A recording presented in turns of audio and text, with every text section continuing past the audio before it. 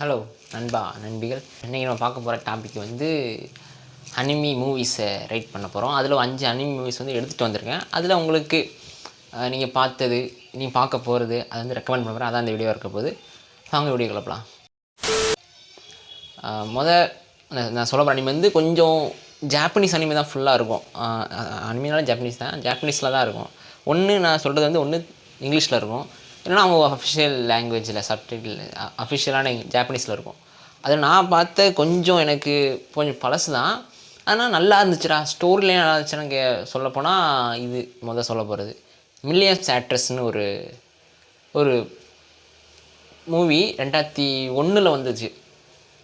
எனக்கு அதோட கான்செப்டே கொஞ்சம் எப்படி இருந்துச்சுன்னா கொஞ்சம் நல்லா இருந்துச்சு. ஏன்னா ஒரு ஆக்ட்ரஸ் இருக்காங்க, சின்ன வயசுலேருந்து அவங்க ஒரு கனவோடு வந்திருக்காங்க, ஆக்ட்ரஸ் தான் ஆகணும். நிறைய மேகசின் பார்த்து அப்போ வந்த படங்கள், அப்போ உள்ள ஸ்டார்ஸ் எல்லாம் பார்த்துட்டு அவங்க வந்து ஒன்று இன்ஸ்பயர் ஆகி வந்திருக்காங்க.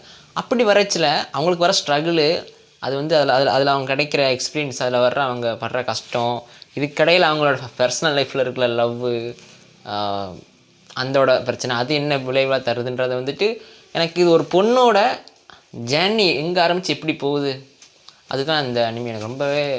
ஏன்னா மற்றது வந்து கொஞ்சம் ஃபேண்டஸியாக இருக்கலாம், ட்ராமாவாக, இது வந்து எல்லாமே இருக்க மாதிரி இருந்துச்சு. ஆனால் எனக்கு வந்து ரொம்ப என்ன சொல்கிறது, பிடிச்சிருந்துச்சு. ஏன்னா கான்செப்ட் புதுசில். ஏன்னா ஒரு ஆக்ட்ரஸாக இருக்கிற பொண்ணு வந்து எப்படி இந்த மாதிரிலாம் நடக்கும், எப்படி இந்த கதையை கொண்டு போகிறதுன்றதுக்காக அவங்க சொன்ன விதத்துலையுமே எனக்கு ரொம்ப பிடிச்சிருந்து. அதனால் ஃபஸ்ட் இடத்துல வந்து நான் மில்லியன்ஸ் ஆக்ட்ரஸ் வைக்கிறேன்.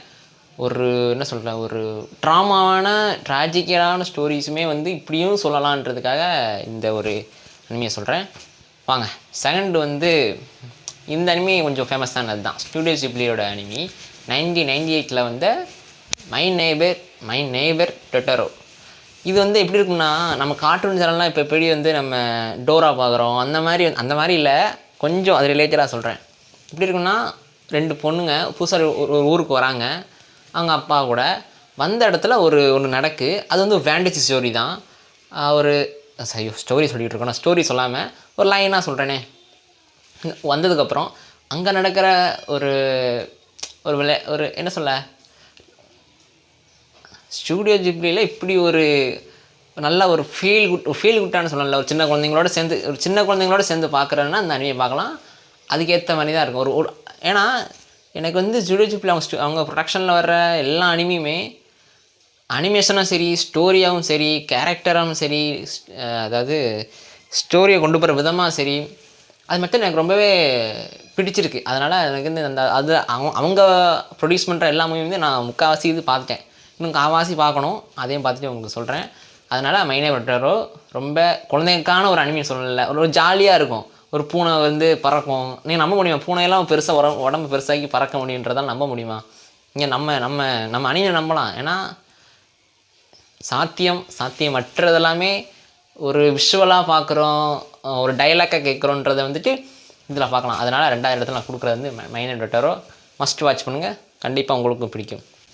3வது நான் பார்க்க போகிறது வந்து பிரின்சஸ் மொனோஸ்கே கரெக்டாக சொல்கிறேன்னா, மொனோஸ்கேவே சம்திங்.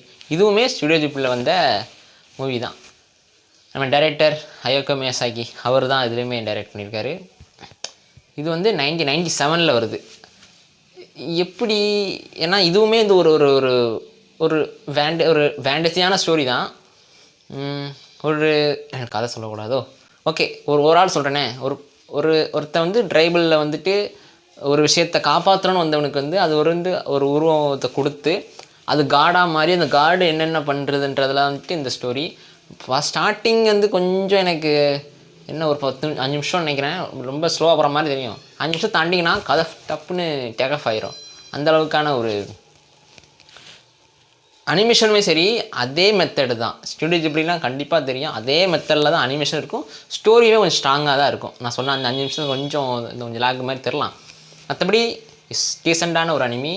வாட்ச் பண்ணி பார்க்கணும்ல, இதுவும் கண்டிப்பாக பாருங்கள். உங்கள் ப்ளேலிஸ்ட்டில் வச்சு உங்கள் வாட்ச் லிஸ்ட்டில் இது இருக்கணும்னா கண்டிப்பாக இதையும் நீங்கள் பாருங்கள்.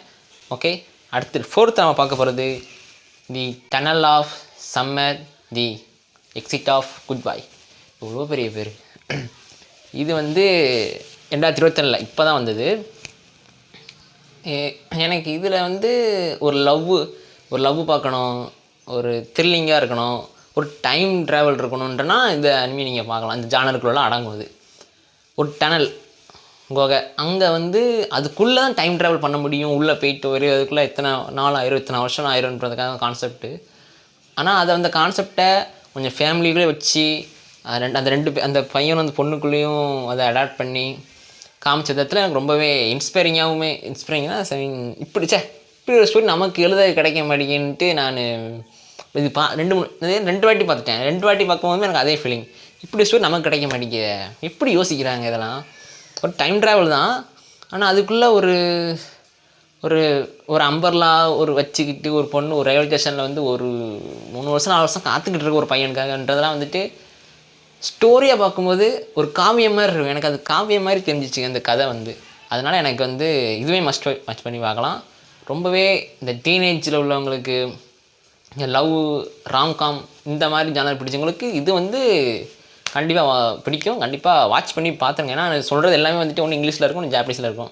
நீங்கள் ஜாப்பனீஸில் பார்த்தீங்கன்னா கண்டிப்பாக சப்டைட்டிலோடு தான் ரீட் பண்ணி படிக்கிற மாதிரி இருக்கும். ஓகே, லாஸ்ட்டாக நம்ம பார்க்க போகிறது வந்துட்டு ஹேர் ப்ளூ ஸ்கை. இது ஸ்டோரி வந்து ஒரு பொண்ணு தான். ஆனால் அந்த பொண்ணு ஸ்கூலெல்லாம் விட்டுட்டு படிக்கதான் நிறுத்திட்டு வெளியே போயிட்டு தனக்கு பிடிச்சதை பாட்டு பாடுறது இந்த மாதிரி இருக்கும். அதுக்கு இந்த பொண்ணுக்கு பேபிலேருந்து ஏற்ற மாதிரி சில பசங்கள்லாம் வந்துடுவாங்க கூட சேர்ந்து. அவங்க என்ன பண்ணுறாங்க, என்ன ஃபன்னாக பண்ணுறாங்கன்றது தான் இதோட ஸ்டோரியும் கூட. இது எப்படி இருக்குன்னா ஒரு காமெடியும் இருக்கும், கொஞ்சம் சீரியஸாகவும் இருக்கும், ஒரு இடத்துல நடக்கிற மாதிரி இருக்கும். இன்ட்ரெஸ்டிங்காக கண்டிப்பாக இன்ட்ரெஸ்டிங்காக இருக்கும். நான் சொன்ன 5மே வந்து ஒருத்தானா நீங்கள் பார்க்குறதுக்கு ஏதாவது ஒரு லிசன். லைஃப்பில் வந்து நம்ம ஒரு படத்தை பார்த்து சேஞ்ச் ஆகுறோம், ஒரு புக்கை பார்த்து நம்ம சேஞ்ச் ஆகிறோம், ஒருத்தர் ஸ்பீச்சை நம்ம கேட்டு நம்ம இன்ஸ்பயர் ஆகுறோம், நம்ம லைஃப்பில் ஒரு மாற்றம் நடக்குன்னா இதுவுமே கண்டிப்பாக நடக்கும். கண்டிப்பாக நடந்திருக்கு எனக்குமே. அதுக்கு நான் தனியாக செப்பரேட்டாக ஒரு வீடியோவே பண்ணணும். அது என்ன அனிமே சொல்லலை, அதை நான் உங்களுக்கு கூடிய சீக்கிரத்தில் சொல்வேன். தேதி பின்னர் அறிவிக்கப்படும். தம்பி காமெடி வேண்டாம், நான் சொல்லிட்டேன். நான் காமெடி பண்ணாதேன்னு சொல்லியிருக்கேன். ஓகேங்க, இவ்வளோ தான். நான் இந்த ஒரு 5 தான் இருக்குன்னு இப்போதைக்கு இந்த வீடியோவில் இருக்குது. அடுத்து வர்ற பார்ட்ஸ்லாம் கண்டிப்பாக தரமான மூவிஸ் சீரீஸ்லாம் கண்டிப்பாக நான் அது ரெக்கமெண்ட் பண்ணுவேன். இது நான் சொல்லணும்னு நினச்ச இந்த மூவிஸ் நிறையா இருக்குது. நான் அடுத்த வீடியோ கண்டிப்பாக அதையும் நம்ம வந்துட்டு சொல்லுவோம். ஓகே, இந்த வீடியோ பிடிச்சது என்ன செய்யணும், சப்ஸ்கிரைப் பண்ணி உங்கள் ஃப்ரெண்ட்ஸ் எல்லாம் ஷேர் பண்ணுங்கள்.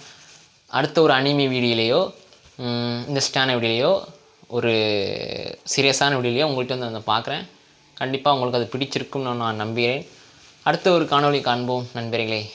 பாய். பெர்ஃபார்மன்ஸ் பண்ண வர்றா.